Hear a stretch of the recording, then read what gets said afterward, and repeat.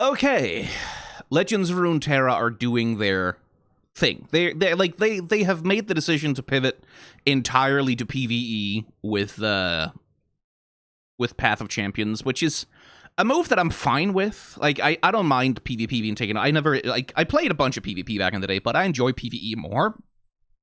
I like the deck building of Path of Champions well enough. I do think there are things of like having played Slay the Spire now, I do feel that there are things... That was a notification from my computer, not yours, by the way. I do feel there are things that, like, could be... Like, it would be cool to be able to customize, like, initial decks that a champion starts with, rather than be locked into, like, the base deck. Like, things like that. Like, but... I've sunk a fucking lot of hours into Path of Champions. I really do enjoy it. I think it's very good. So I'm curious to see what it is exactly they have in mind for Constellations. This is presumably just a launch video trailer thing. I don't think they've put out any big blog posts sort of outlining it or patch notes or whatever, so let's just see. Oh, Runeterra, still looking to the stars for power. How your curiosity always gets you into trouble. And still you chase dreams, like a hunter with its prey. Your desires under across. Okay, it's that's a little hokey, isn't it? Like awkwardly trying to shoehorn in a keyword that matches the champion. The cosmos, like a bullet unleashed, but never hitting the mark. You live in bright delusion, sowing endless doubt that your hopes, your pain, they are a weakness. Knowing that, will you still challenge fate? I was hoping for some gameplay footage. I'm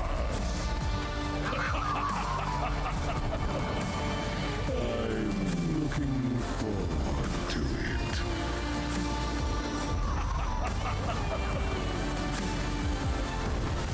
The very Ah, boy, we are a far... Like, talk about a visual signifier of the death of the Legends of Runeterra budget. Because, like, I remember back when fucking expansion packs used to get full animated trailers. Really good ones. Tales of Runeterra was so fucking good. Like fucking the Empires of the Ascendant with Zillion. That little cinematic with Zillion, like Aurelia, and those were good times. Those were good times. I miss those times.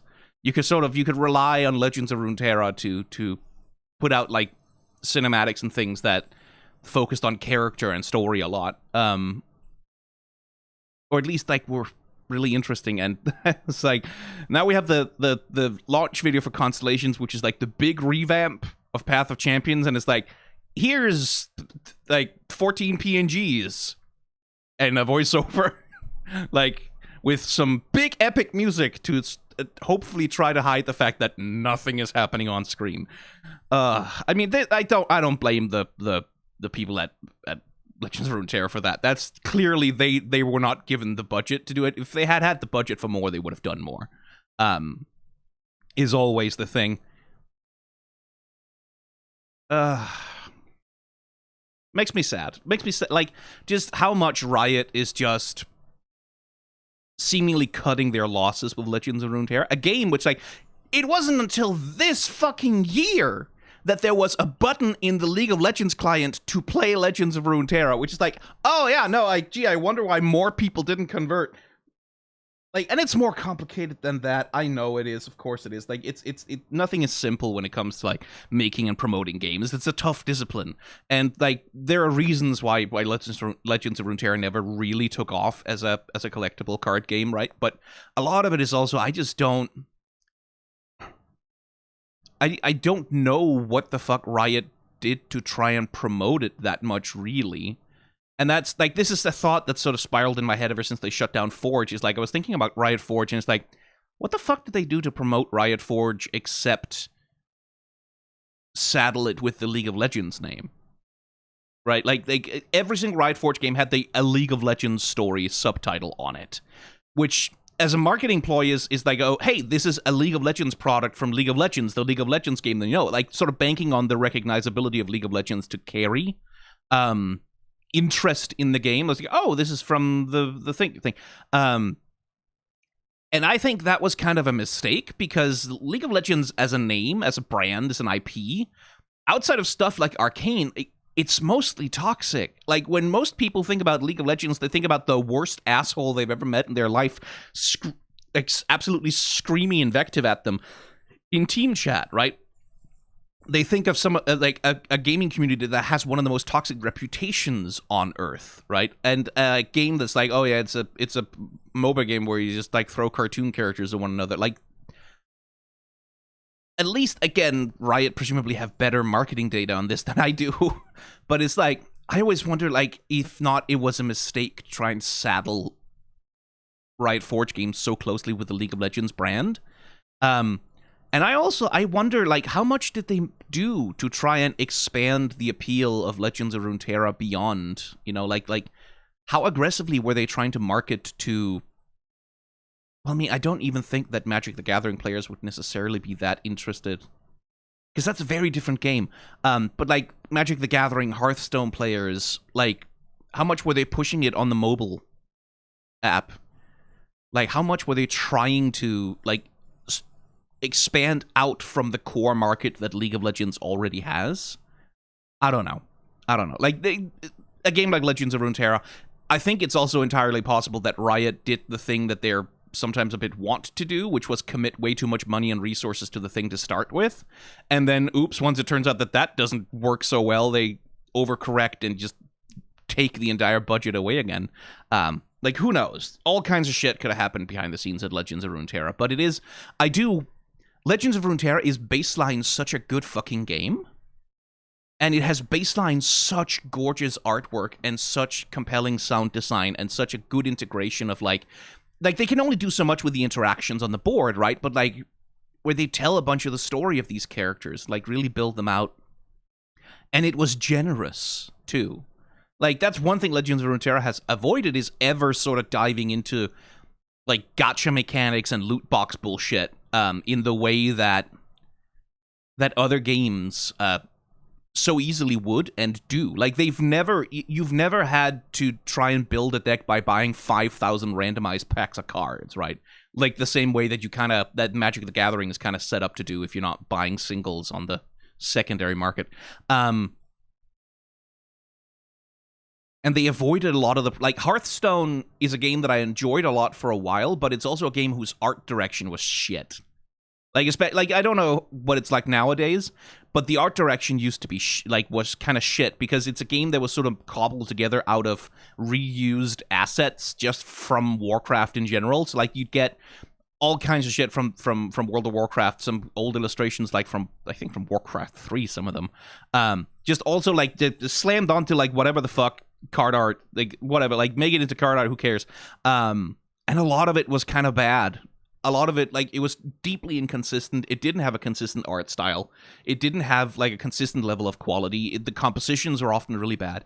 And Legends of Runeterra, the fucking artwork in the cards, even now, like, with the budget substantially, like, cut out from under them, they still spend, like, clearly a lot of fucking money buying really high quality art for their cards. And it's... My intuitive feeling is that Legends of Runeterra is too fucking good. It's too good to have so much trouble. It really is. And like, I have to lay the blame for that on Riot's management. Like, Riot's management must have fucked this up, because this ought to have been a slam dunk, kinda. Like, this ought to have been a lot more easy for them. And actually, fuck it. Let's if the patch has dropped, let's hop in and see what's there.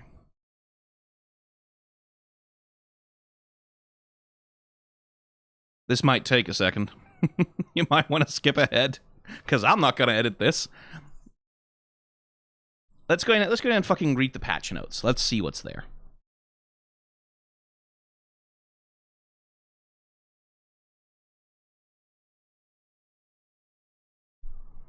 It really does frustrate me. The art in Legends of Runeterra is so fucking good. Like, it has occasional duds, but most of it is just baseline freaking high quality. I love the Vex cards especially. I really do. Like, Uncle Milty is such a good fucking character with Vex. And it's such a good exploration of her as a character as well. I like Elay also. Like, girlfriends, absolutely, 100%. Like, platonic or otherwise, absolutely. Like, they are a good pair. One thing that does bother me is the fucking filter that they sometimes put over. It's a compression filter that helps them, like, help keep the file sizes down and shit like that, but it's a compression filter that does sometimes fuck with the quality of the art in a way that's really weird.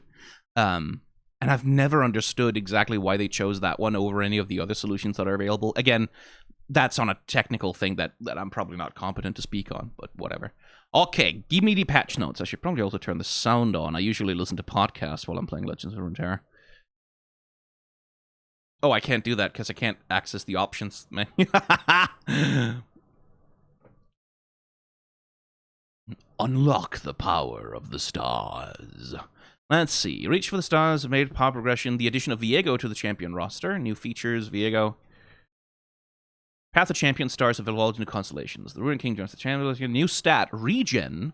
Instead of having a power that heals your Nexus at the start of the game, you now have a Regen stat. Oh, that's good. Which replaces stamina upgrades. Regen heals your Nexus each time you complete a battle. Ah, each time you complete a battle instead of at the start of one. Oh.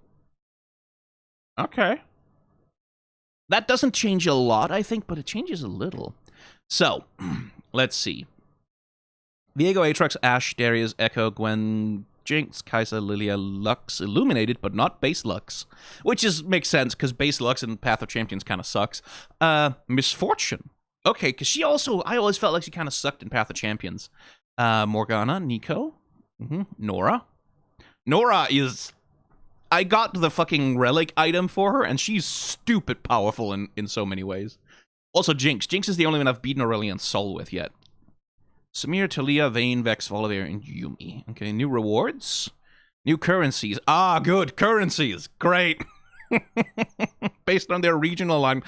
Even more things to grind for. Like, that is sort of fine. Like, I always get worried, like, because my immediate sort of fear when see, oh god, currencies is one of these I'm going to have to buy with money, right? Like, one of them is going to be a premium currency that you can only get with money, which can unlock everything, and everything else is, like, 5 million years of grindfest. But so long as they don't do that, please, it's good to have a bunch of different currencies, because it gives you something to grind for, which is, like, that's kind of what something like Path of Champion does. It does need something to grind for, like some kind of resource that you build up by just going through and failing over and over again, or succeeding for that matter, in order to gain more power. It's like an XP meter, that's fine. You now earn Diamond Vaults. Star Vessels will allow Star Crystals, Nova Crystals, and Nova Shard Crystals, depending on your vessels. Gemstone Vessels, Star Vessels, okay. Achievement quests, nice. Adventure slot rewards. Oh, monthly adventures. Emporium, Stardust offers for gemstones.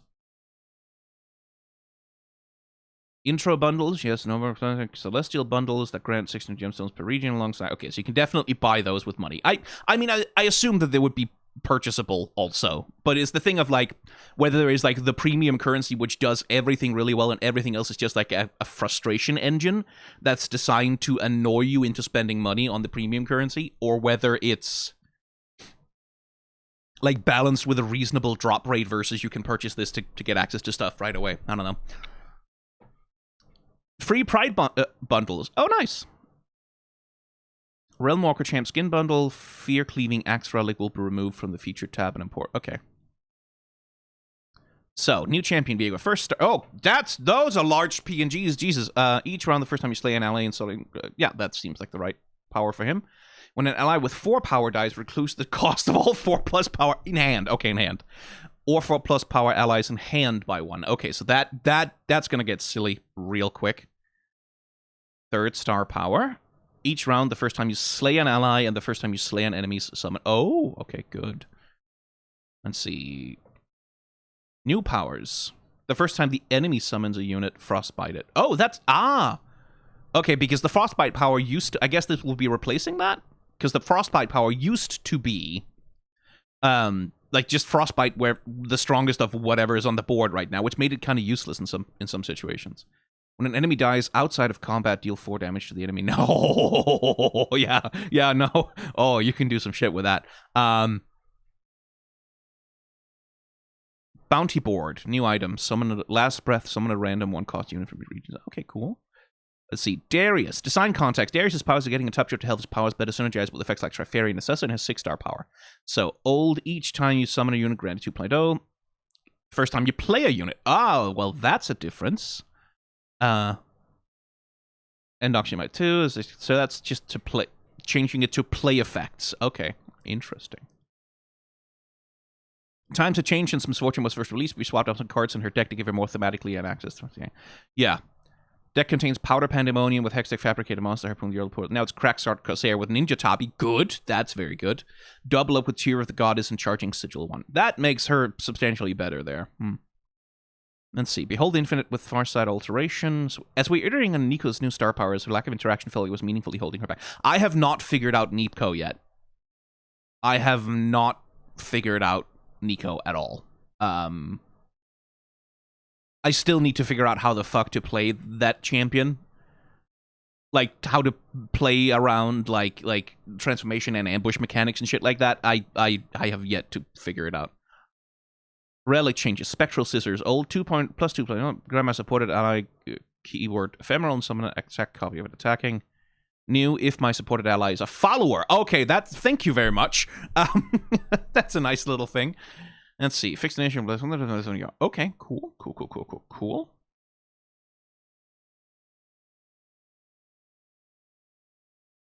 Let's see then. I should enable sound. That was a smaller set of patch notes than I anticipated, I will say. Let's see. Anything new in here? Oh yeah. A few new quests.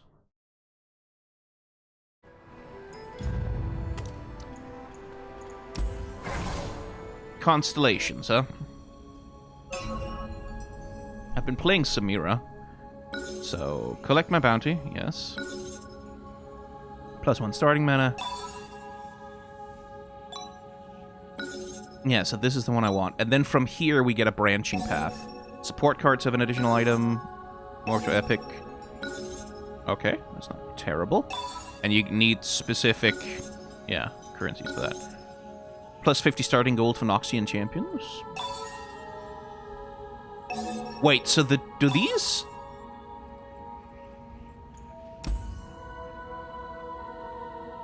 Power stars. Fast steal. Round start, draw 1 and give it fleeting. When you discard a card, create a copy of it into your deck. Mana flow, game start, get a gem. Beautiful and brutal.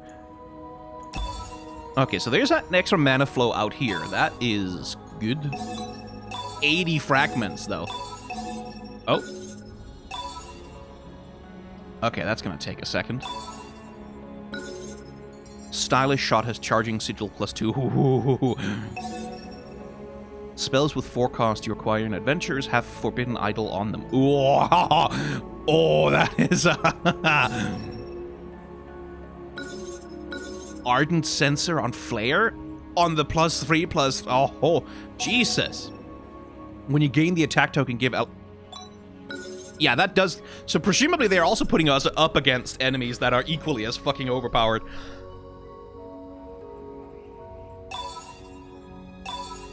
But I wonder, are these then only for Samira? Because it says 50+ starting gold for Noxian champions, or does that mean every time you add a Noxian champion to your?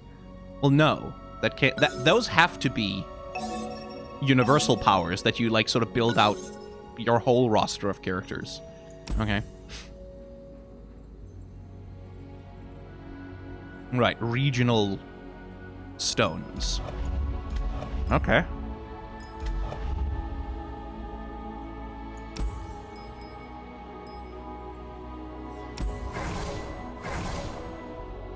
What do you mean upgradable?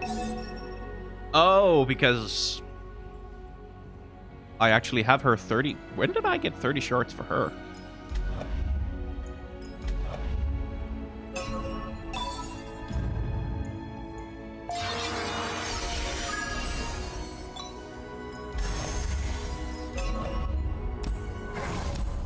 Okay.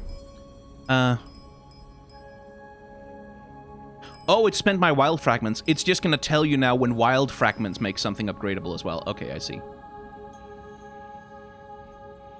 Well, fair enough.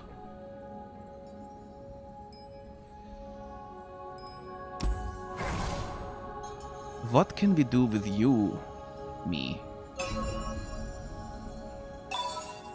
Allies have faded. So many friends. +1 starting mana. Summon 2 1-cost Poros. We got this. Allies have faded. Granting an additional +1/+1. Actually, let's just look here. Phalanx. When you target an ally, give it barrier this round. Oh! And then round start, grow all allies to the strongest allies start this round. That you can do some silly shit with that. Absolutely. Followers you acquire in adventures have Warmock's armor. 1-cost Poros have an additional item. Oh, there's some shit to grind for now. Why doesn't Bart have a Constellation? Why doesn't Illaoi? Why doesn't my girl? Why does my girl not have a Constellation? Riot! Oh, it's on Kench! God! I have had so much fun with Kench in fucking Path of Champions. Ah, well. Like, yeah, whatever. I understand. So what does Misfortune have in her Constellation? When you summon a 1-cost ally, granted +2/+2, you get a permanent fun yip. And while in combat, 4 extra damage. Yeah, that seems like good upgrades for her specifically.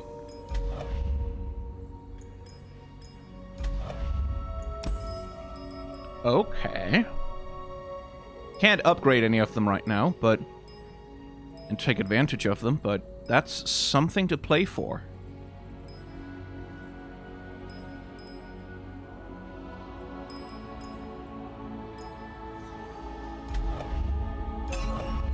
I'm excited for this. What's this?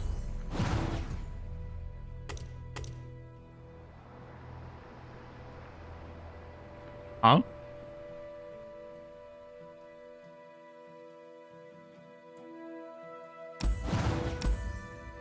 Three of 8 completed. 3 of 8 what? Is that...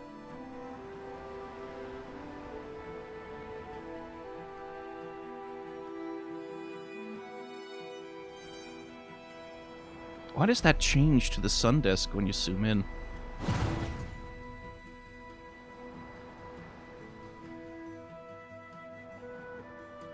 Huh. Weird. And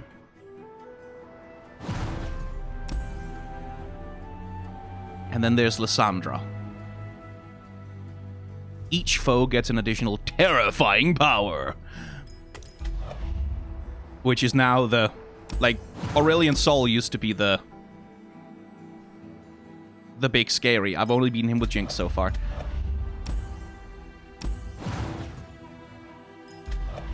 Okay.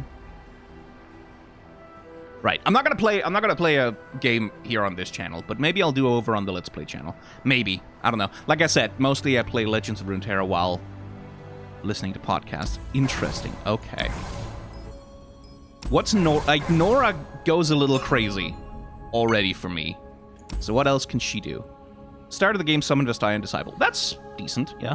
Manifold, get it. Your portal summon level 2, chat! Oh, okay.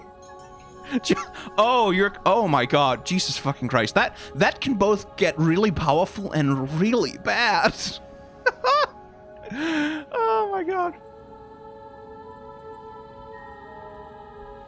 Your support champions have portal pals. When I'm summoned, create 2 random 7+ cost units from your region and reduce its cost by my base cost. Oh. Oh, you can do some shit with that too.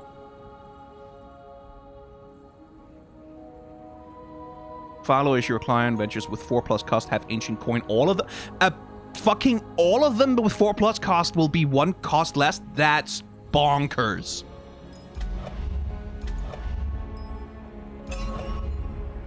Okay. Right, well, guess I'm gonna play some Legends of Runeterra then. Bye!